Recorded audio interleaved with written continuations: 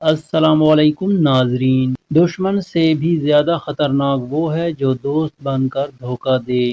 مولا علی کا قول ہے کہ اگر کسی کو اکیلے گھومتا دیکھو تو سمجھو کہ وہ سچا انسان ہے۔ بھیڑ ہمیشہ منافقوں کے ساتھ ہوتی ہے۔ شام کی زندگی ہو یا دکھوں کی آخر ڈھل جاتی ہے۔ سجدے کی طاقت یہ ہے کہ فرش ہے کہ سرگوشی عرش پر سنی جا سکتی ہے۔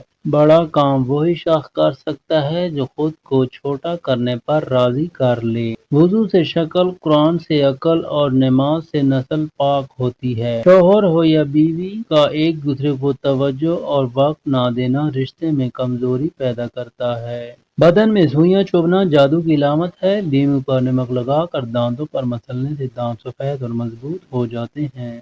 جو بچے بچپن میں شرارتیں کرتے ہیں ایسے بچے ذہین ہوتے ہیں۔